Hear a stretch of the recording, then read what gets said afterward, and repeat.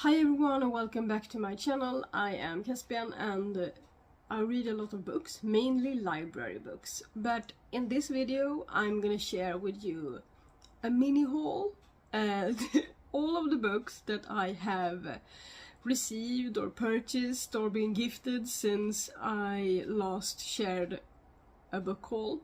Last time I shared a secondhand book haul. And these books are also from secondhand stores.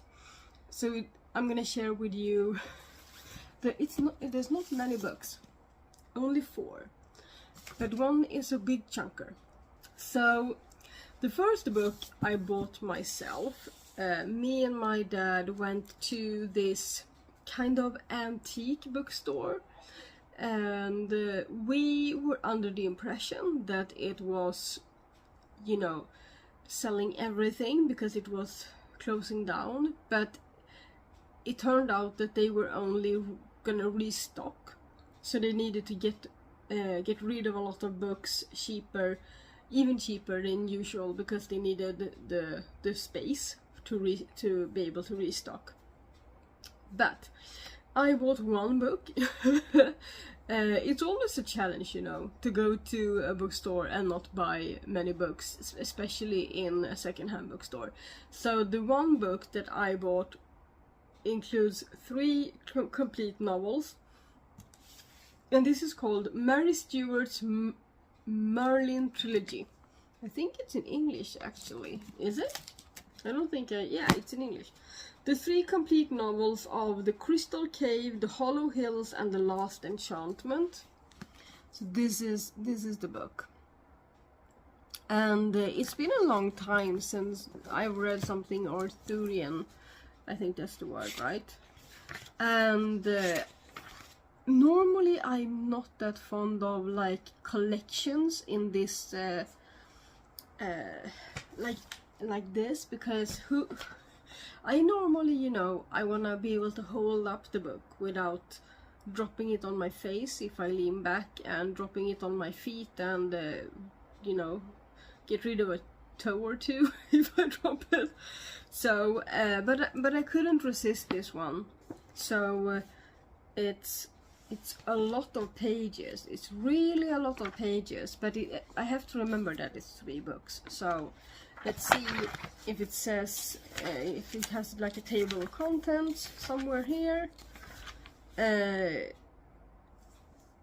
Yeah. Prologue, The Prince of Darkness, Book 1, The Dove, Book 2, The Falcon, Book 3, Book 4, Book 5. I don't really understand this table of content. If it doesn't seem to resonate with the front. But I had to like remove the dust jacket to see what it said here, because it didn't really resonate. So I don't really know the layout of this, like what it, because it's supposed to be a trilogy, but there seem to be 5 parts of it, so I don't really understand it. But I will tell you more about that when I've read it in the future. So it says like this: Mary Stewart's Merlin Trilogy, The Crystal Cove, The Hollow Hills, The Last Enchantment, and then it says like this. So this is on the inside flap.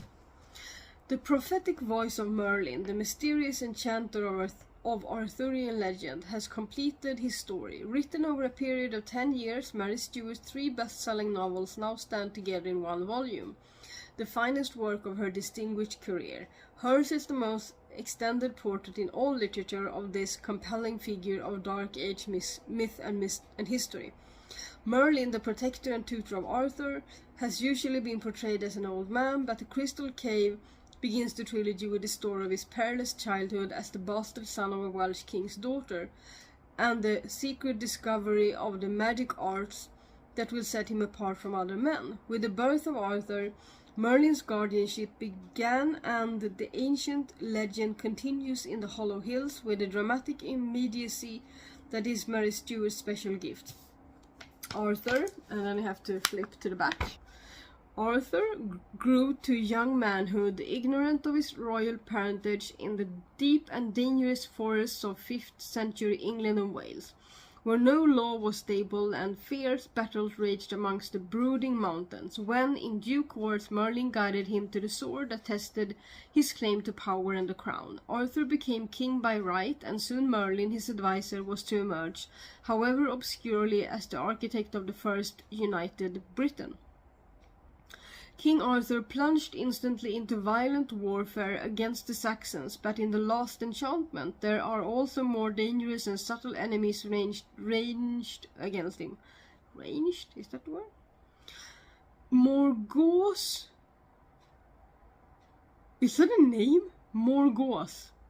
Morgause. M-O-R-G-A-U-S-E. I'm gonna write that somewhere here, just so that you can see the name, because I can't pronounce it. Morgause? Half-sister and seductress of Arthur, the child Mordet, the friends and kin who betray him. Okay, I'm gonna start this sentence over again. But in the last enchantment, there are also more dangerous and subtle enemies ranged against him. Morgause, half-sister and seductress of Arthur, their child Mordred, the friends and kin who would betray him. Oh my, okay, that's hard. Merlin's darkest prophecies were realized one by one, yet his bright vision of the future kingdom did prevail, and he foresaw the mystic power that would be at the king's service as long as Arthur lived. The imaginative brilliance of the Merlin trilogy completes the life and character of Merlin, which are left untold in the early legends. At the end of each of the novels, Mary Stuart has set down the substance of the original legend and with it the sources of her own variations. Her portrait of Merlin is a new legend in itself. Okay. And then there's some stuff about the Wicked Day that's supposed to be the 4th novel. That's not in here, so I'm not going to talk about that. Okay, so that's the first one.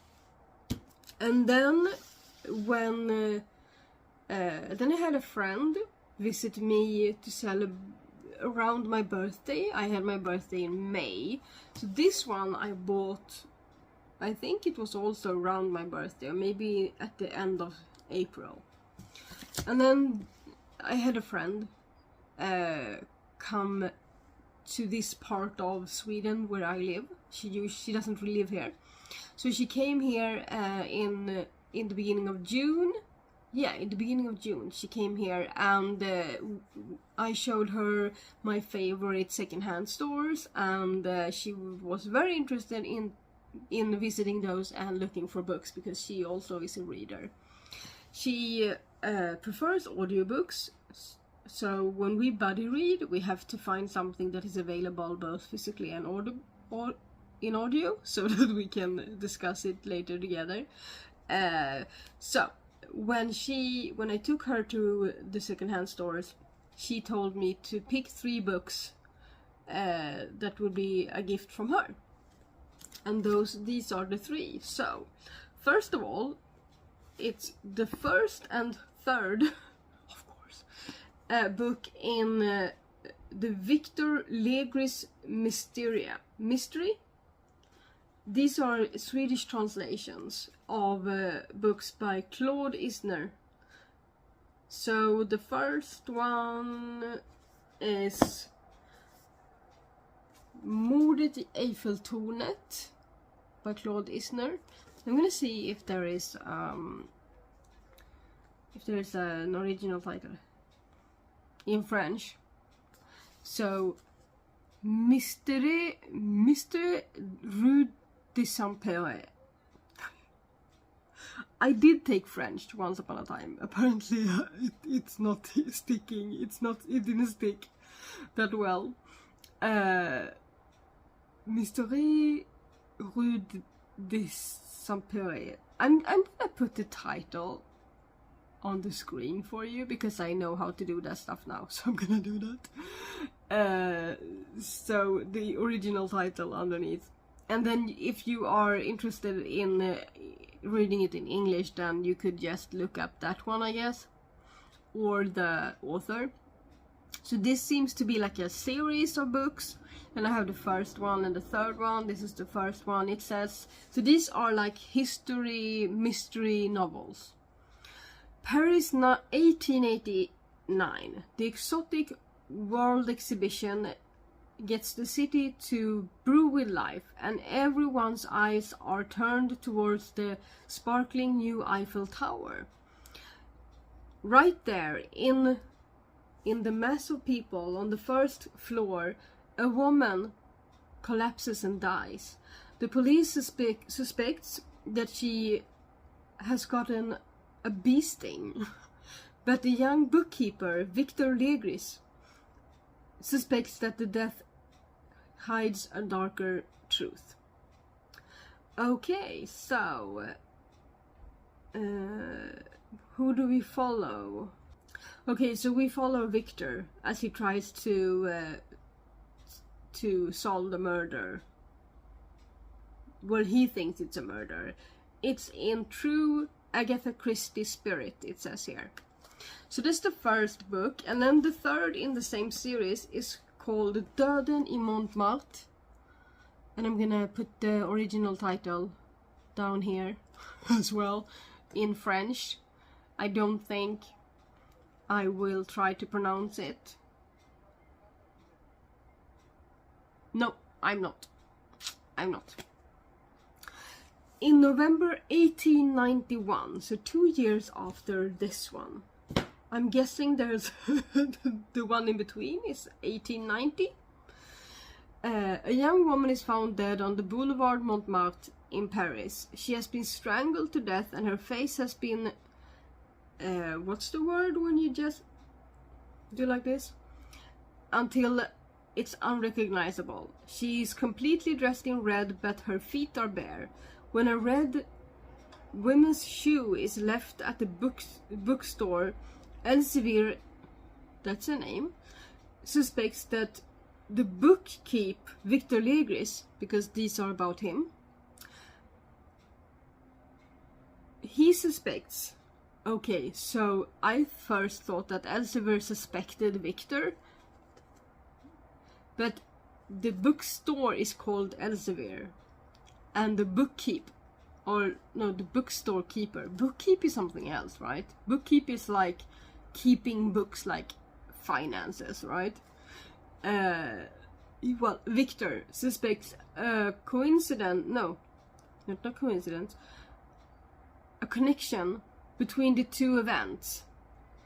And together with his loyal helper, Joseph, of course there's an assistant or something, they start a hunt for a mystery hunt. So Victor suspects there's a connection between these two events, so the dead woman and the red shoe, right? And he and his helper Joseph starts to investigate who is the murderer, and last but not least, who is the victim.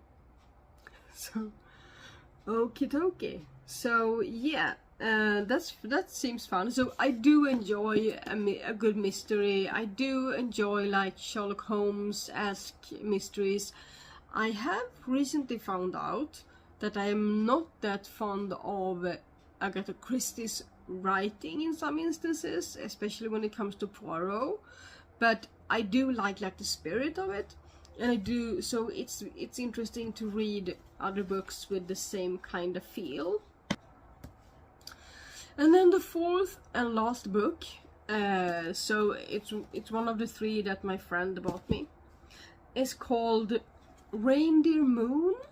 I think that's the name of it in English. Reindeer Moon, yeah. Is the original title, and it's by Elizabeth Marshall Tomas, and it's written in 1987. So this is it, Reindeer Moon. So this is a Swedish translation of that one. In Reindeer Moon, we get to meet Jannan, a young woman in the living world, wolf and raven in the dead. She lived about 20,000 years ago in the area of Women Lake in central Siberia. So this is like a translation, so I don't know if that's the word, but I'm just translating the Swedish name of the lake straight to English, Women Lake, in central Siberia, and walked the landscape along the rivers. Oh, and they are not to be found on modern maps. So this is like a bit, it's not completely a historic fiction, it's like historic fantasy, maybe? With Reindeer Moon, Elizabeth Marshall Tomas has given us a believable and vivid description of animals and people's hard way of life during the older Stone Age. This tale of the 13-year-old Janan is on point, maybe? Filled with wisdom and imagination. And at the same time, it's breathtakingly thrilling. The memory of Janan will always live with us who read this book. Okay, because I think this is on Goodreads. These are as well. So if you wanna know, I just looked it up there because I wanted to know if it had like what said about it. I think I googled it and then I got Goodreads and I was like, okay, good. And I think it said it was Reindeer Moon book 1, but I'm not sure. So I hope I enjoy it as much as I think it will, but it's also like, if I enjoy it, I have to find the other books in the series. And I've done that a lot lately. I haven't even gotten to the books that I purchased last year, that also are like first in the series kind of books. And here I have first and third, so if I don't like the first, then I will obviously unhaul again the third one as well. And I will give them back to the same secondhand store. That's kind of what I do. Because these were bought in my favorite secondhand store. So in my area we have quite a few secondhand stores with books in them. And these are from one that are owned by Stadsmissionen in Sweden. It's an organization that takes care of homeless people. They give them jobs, they give them opportunities, and that sort of thing. So in these secondhand stores, only people that have been living in the street earlier are employed. I think that's the concept, and that is my favorite one because it's so well organized. When I go into that store, the books are from A to Ö. Ö is a Swedish letter. We have 3 more than the English language. O, Ä, Ö after Z. So from A to Ö. And it's so easy to find what you're looking for. If I have like 5 minutes, 10 minutes, I can go in there and I can easily scan. And even though they do get new books, you know, like regularly, and I might miss some, but it's easier for me to see that, oh, these are new, and not have to go through them all again every time I go there. Than with other secondhand bookstores that aren't as organized, and I prefer to be able to go in and just look and then go out again. And especially because I usually go there if I am looking for something special. So like the next time I go would probably be if I have read this one and I want to have the second one in between, and I will probably go there and I will go straight to I for Izner, for the author, and just look like, oh, okay, they don't have it yet, and then go out. So yeah, that's kind of what I enjoy doing most of the time. So that is my small little book haul. One of them I bought myself, and the others I was gifted for my birthday. So yeah, these are the ones. Technically, I think 3 books, so 6 books, but yeah, I count this as one, especially since the table of contents was so weird. So I I won't understand it until I get to that book. So now I'm gonna write these down on little paper slips, and I'm gonna put it in my TBR jar. Okay, so that was my little book haul, and I will give you a video in a month, 2 months, 3 months again when I have if I buy or receive more books. I do have a small book ban on myself right now, prioritizing other things, and I do already have a lot of books, and the library is open all summer.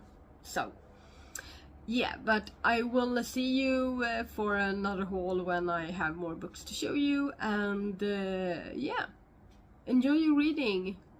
I plan to. Xingling!